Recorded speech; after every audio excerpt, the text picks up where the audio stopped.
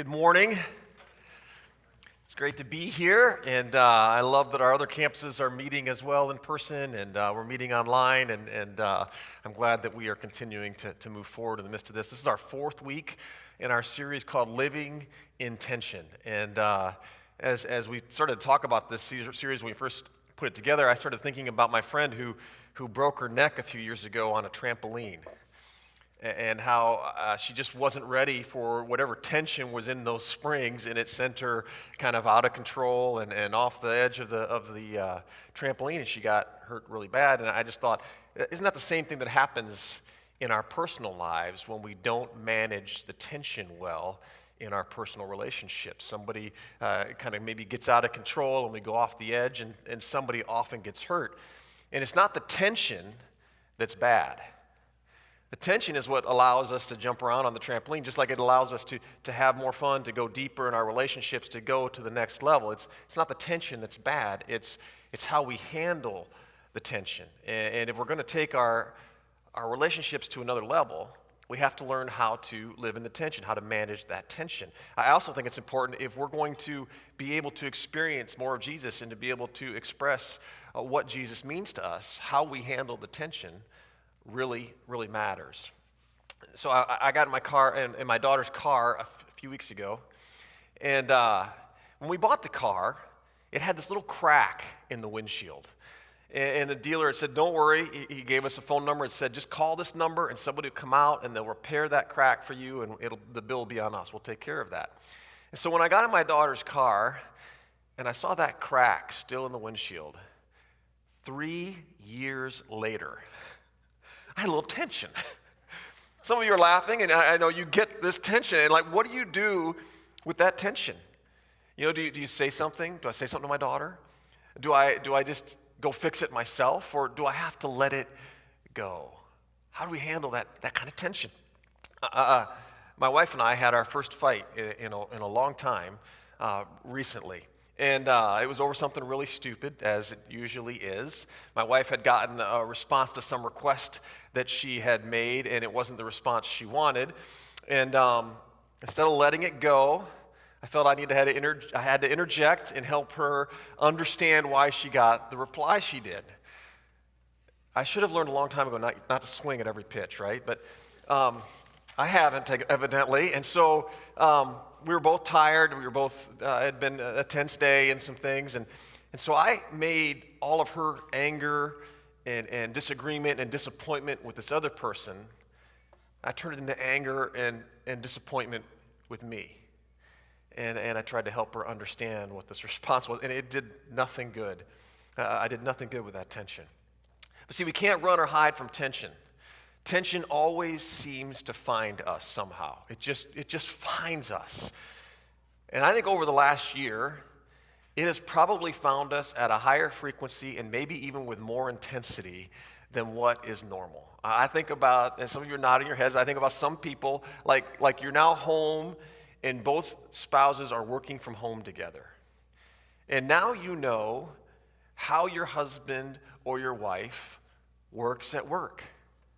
How maybe they talk to other people, or how they procrastinate, or how they waste time. And it's created a sense of tension for you. How many parents are now, maybe who are parenting together with kids, small kids at home, are in the home, and they realize how different their parenting styles are. And there's more tension in that all of a sudden. Not just for the parents, but think about those poor kids, right? They're struggling with this tension too. So for some people that you've discovered as you've maybe spent more time at home together, there's a disparity in your division of labor. Greater than what you thought it was, and there's some tension in that. Or I think about those who maybe are surrounded in their life, or maybe have somebody in their life who's a bit of a control freak. Maybe it's at home, maybe it's at work. Don't be nudging the person next to you right now. But you have a control freak in your life, and you've discovered, or you've realized that they're discovering how powerless they actually are to have control over all areas of life. But as they're discovering this, have you noticed that many of those control freaks are trying to control even more? Like trying to find something that they control? And has there been more tension in your life as they've maybe tried to get you to think a certain way or believe or behave a certain way just so that they can feel more in control of things. And this stuff creates tension at all times, but even more so in the midst of a pandemic. Tension finds us, and it's not the tension that's bad. That's the good news. Tension is not bad. In fact, best-selling author William Landay reminds us of this. He says that the best stories ever written are actually driven forward by conflict, tension, and high stakes. And that's just true. You think back just a few weeks ago, and we celebrated the Christmas story. And you talk about tension and high stakes. Now, here's a young, surprised teenage woman who finds herself pregnant.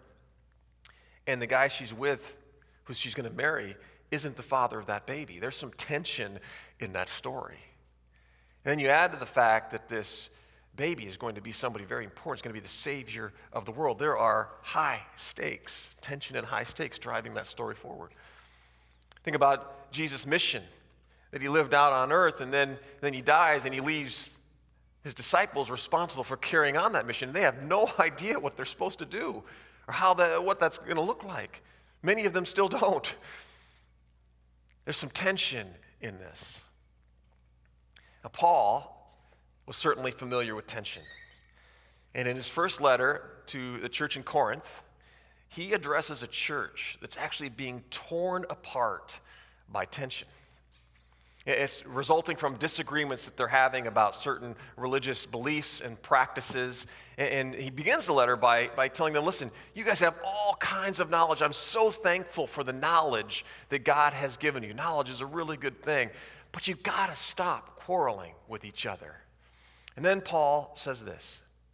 He writes, even though I am free of the demands and expectations of everyone, I have voluntarily become a servant. I don't owe anybody anything, but I've become a servant to any and all in order to reach a wide range of people. Religious, non-religious, meticulous moralists, loose-living immoralists, the defeated, the demoralized, whoever. Now, I didn't take on their way of life. I kept my bearings in Christ. But I entered their world and tried to experience things from their point of view.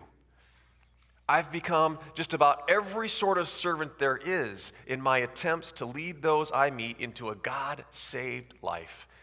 I did all of this because of the message. I didn't just want to talk about it. I wanted to be in on it. Wow. The first thing you got to know is there were all sorts of external pressures on the Corinthian church. Where they lived, the majority of people worshiped Aphrodite, who was the goddess of pleasure. And the primary way that they worshiped Aphrodite was through the promotion of prostitution and other unsavory types of behaviors. But Paul actually says it's the internal pressures that are killing this church. He says they're fighting about who the best teacher was or who their favorite leader was. Some people wanted to eat some things or do some things that other people in the church said, you can't do that anymore. And Paul says, knock it off. You guys are acting just like the rest of the world with all of your fighting and the divisions that continue to result from that. And it's taking you away from God's mission for you. You got to learn how to hold on to this tension if you want to be part of the fulfillment of God's plan for you and for your community.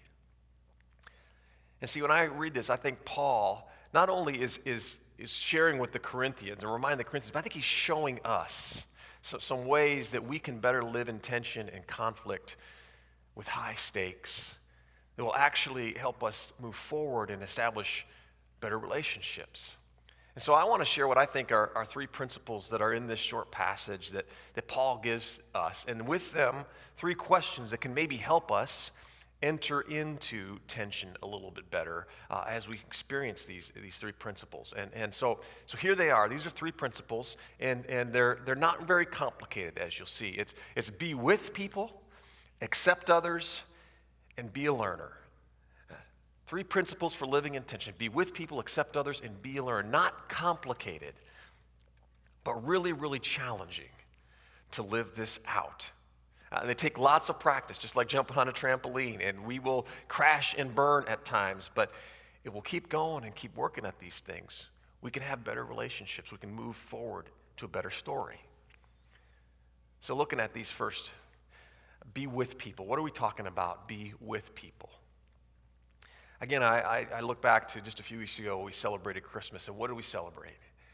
Celebrated the birth of Jesus, our Emmanuel, God with us. Right, Jesus came to be with us and to show us the way home. He left the comfort of heaven. He left his position of authority and power. He left that behind. He left the world of perfect light and life to enter one of darkness and death so he could be with us. He became one of us so that we could relate to him, so we could walk and talk with him, and that when we do, we could know that he gets us. He gets us because he's spent time walking in our shoes. And he's still walking with us through his Spirit. Now, Paul picked up on this. And Paul did the same thing. It wasn't enough for him to just send a message to the Corinthians, to just say, hey, God loves you. Paul had to go and be with them. Now, keep in mind that a lot of these people were very different than Paul. They had different beliefs. They had different religious practices, different behaviors. They were non-religious. They were loose-living immoralists, Paul said. Think about the tension in that for Paul as he goes to be with these people. And he says he didn't take on their way of life. But he also didn't just hang out with the other people there who he found were just like him, the more meticulous, moralist types of people that he found there. Paul said he became a servant to all of them. This is how Jesus and how Paul were with people. Being with people we like, maybe a better place for some of us to start, because that seems a little bit more simple than being with people who are a lot different than us, until there's tension.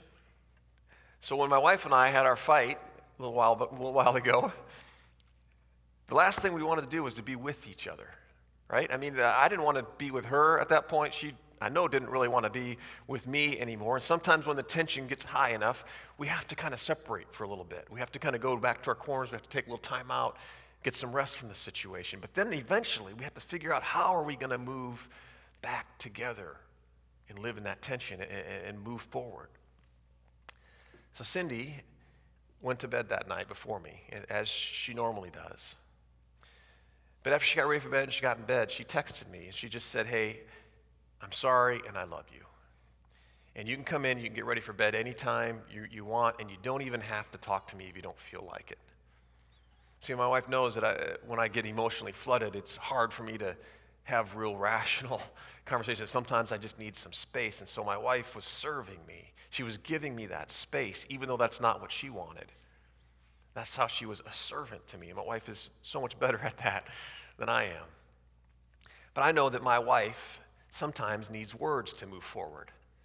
So after I got ready for bed, I stayed up and I texted her a few words to help her.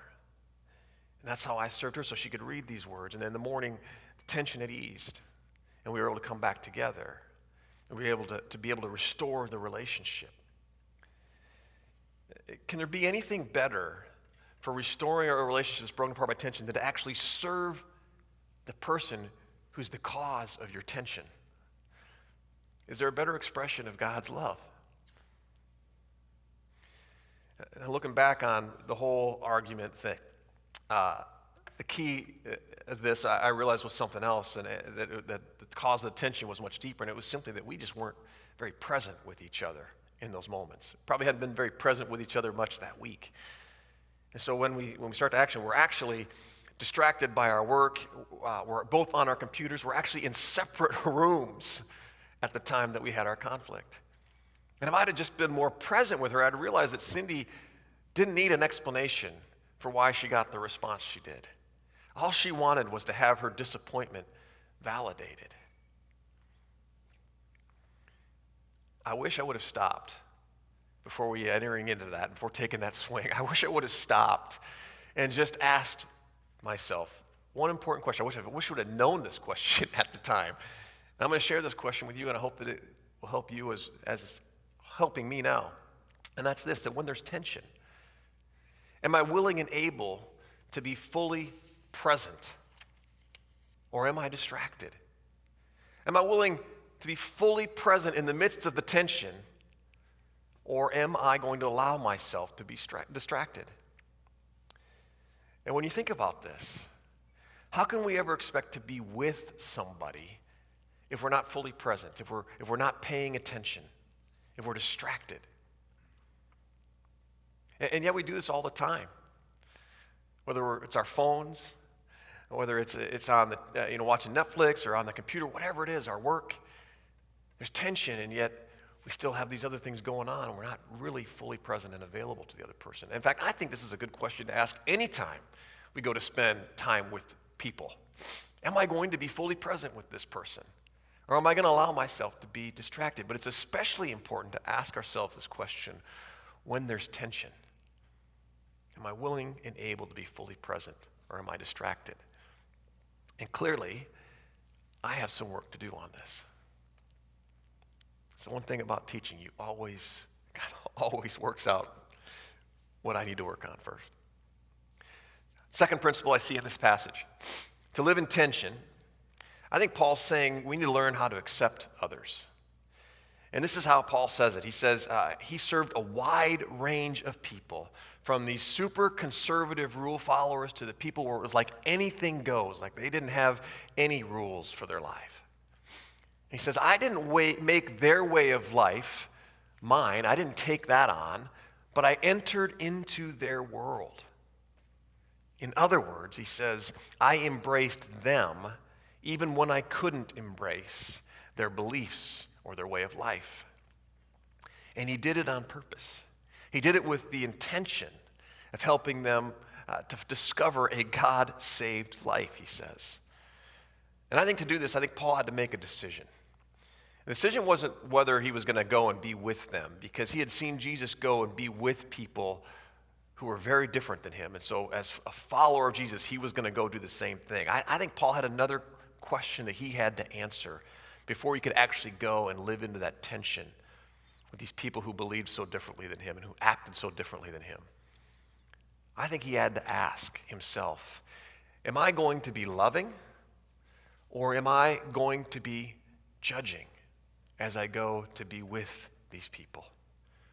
Am I going to go love them, or am I going to go judge them? I mean, there's so much tension just even in the question, isn't there? We know the answer. When we're marked by anything other than love, we're no longer following Jesus.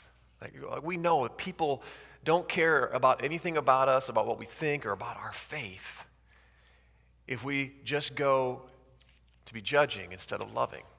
Loving like Jesus loved is always the right thing to do. Jesus came to be with us, and he accepted us while we were still sinners. This is the good news. Yet it's so much easier to agree with Jesus than to be like Jesus sometimes. In our culture today, sociologists and political scientists, they'll tell you that polarization is this 30-year cultural trend that's showing no signs of slowing down. And social media just feeds this whole cycle, right? It spoon feeds us all of the information and the perspectives that we want to hear, and it herds us into groups of people who are just like us, who share our perspective, and separates us from people who are different than us, and people who maybe could share a different perspective with us. And we love it, or we like it, or we laugh at it, whatever the emoji is. And there's nothing wrong with having a group or a tribe of people that we like and that we do life with. I love some of my tribes that I have, my family, Orchard Hill Church, Hawkeye Nation. We all have these tribes that it's fun to be a part of. But see, there's a shadow side to this. And many sociologists call it tribalism. Most isms are not good, and this is not a good ism. And some of them actually say that the church is feeding tribalism. See, tribalism happens when a group starts to feel superior to other groups of people. And then outsiders are seen as a threat. And then out of fear or jealousy or anger, the insiders start to intimidate or bully or scapegoat the outsiders. We don't ever see anything like that, do we? Never in our culture, right? See, Paul saw tribalism happening in the church in Corinth, and he called it out. He said, some of you think that Peter is the best leader, and some think that I am, and others of you will listen only to Apollos. Stop it. Again, you're acting like the rest of the world, and you're creating these factions, and it's destroying the church. And it will destroy you if you don't learn to better handle this tension. Remember, Jesus is our leader. Jesus is our leader. And to follow him, we need to love a lot more and judge a lot less, both inside and outside of the church, especially with those people we don't agree with or people who don't know Jesus yet. What are we modeling for our kids, for our friends, for our neighbors? When there's tension in relationships, are we loving or are we judging? Because only one of those responses actually captures people's hearts. And you look around the world, I think so many of the places where people can come together and they can share different ideas and experiences and worldviews are just disappearing. That used to be the church. And I'm so thankful and proud of who Orchard Hill Church is and who Orchard Hill strives to be. Because we're a big tent church, which means that we have people who lean to the left and people who lean to the right, and people who stand up, sit down, fight. And we go to hard places when we can to be with people. And we learn from these people. And we're loved by these people. And we try to love them well in return. And we've had a lot of difficult conversations in our own church here. Sometimes it's over lesser matters, like music style, worship style, or music volume, or how we use our space. And sometimes it's more serious issues like racial injustice or politics or gender and sexuality. And there's a lot more challenging conversations ahead of us. And see, some people have left because they thought Orchard was too conservative. And other people have left because they thought Orchard Hill Church wasn't conservative enough. And some people are just waiting to see what happens next. And I just think places like Orchard, I'm convinced, are becoming more rare, but also more essential and more valuable. And so when you come to Orchard, I want to say, expect that there might be a little bit of tension. And ask yourself, am I willing to be loving, or am I going to be judging of others? Am I going to accept others who maybe believe differently or think differently than I do? I'm thankful for the leaders who have gone before us, who have shown us how to love well in the midst of disagreement and tension. And I hope, and I'm thankful for the leaders who are committed to do the same moving forward. Okay, so those first two principles, be with people and accept others. And then the third principle this morning I want to share is Paul says, I think, we need to be learners. Be a learner.